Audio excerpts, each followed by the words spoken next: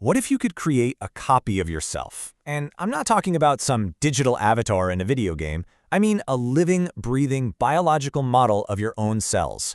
Or even a simulation of your moral compass. Well, today, we're going to dive into two incredible new studies that are doing exactly that. They're revealing how we can build a virtual you to understand our greatest strengths and, yeah, some of our deepest flaws. So let me ask you this. What if a tiny, living copy of you could fly around the moon? I know, it sounds like something straight out of a sci-fi movie, right? A miniature biological avatar. Basically your own personal body double, heading out into the cosmos. But believe it or not, this isn't a movie plot. It's a real mission, and it might just hold the key to protecting human life in the most hostile environment we've ever tried to face. So our first story is taking us into deep space, alongside the Artemis II mission. We've got 4 astronauts making history as they loop around the moon. But here's the thing. They're not just carrying supplies and equipment. They're carrying a tiny piece of themselves.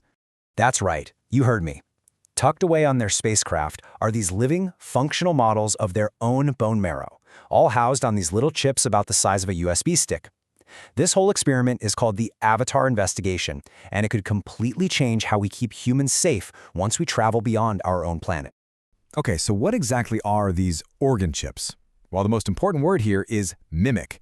These aren't miniature, fully formed organs. They're actually these incredibly sophisticated devices where human cells are arranged to behave just like they would inside your body. So a lung on a chip actually breathes, a gut on a chip digests. They're basically living simulations. So why go through all this extraordinary effort? Well, it's because deep space is just relentlessly hostile to the human body. The second you leave Earth's protective magnetic field, you are just bombarded with cosmic radiation. Zero gravity makes your bones weaken, your muscles atrophy. It puts this insane strain on your heart and your immune system. I mean, it is an environment we were just never ever built for. And you know, this is really what it all comes down to. All the rockets, all the tech, all the research, it serves one fundamental purpose. As NASA's Lisa Carnell puts it, the most precious thing we send into space is a human. The stakes really could not be higher. So, of all the organs they could model, why bone marrow? It's pretty simple, actually. It's one of the parts of our body that is most vulnerable to the single biggest threat in deep space, radiation. So, if something's going to go wrong, scientists are pretty sure they're going to see it there first. And get this, the scale of what your bone marrow does is it's mind-blowing. It produces hundreds of billions of new blood cells every single day. These cells are literally your lifeline. They're carrying oxygen, fighting off infection, stopping you from bleeding.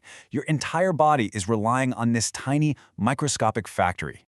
Okay, so we've got a model to test our biology against the physical stress of space. But that got me thinking, what about the internal stressors we face every day? What if we could build a model not for our body, but for our character?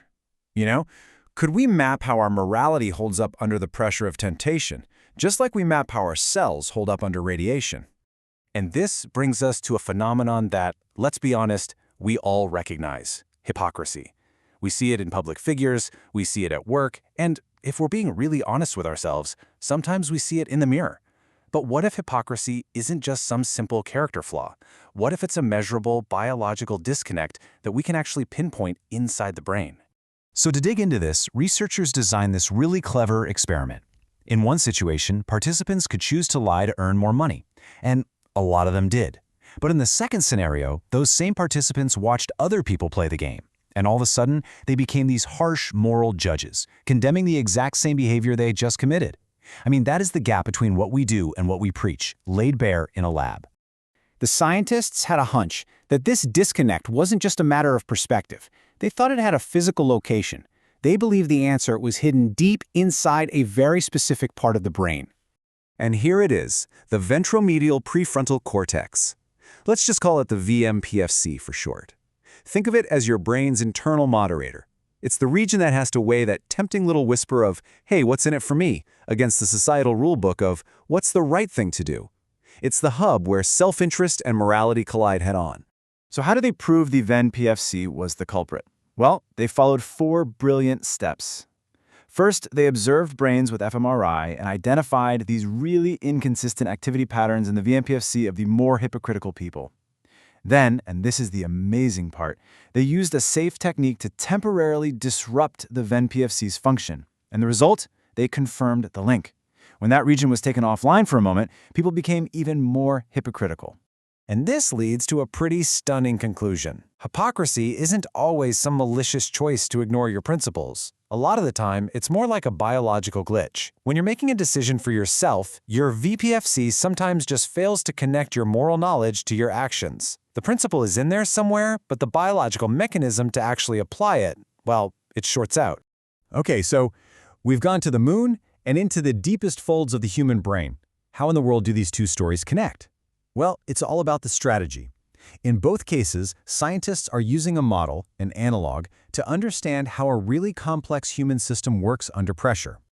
And this is where it all snaps into focus. Just look at the parallel here.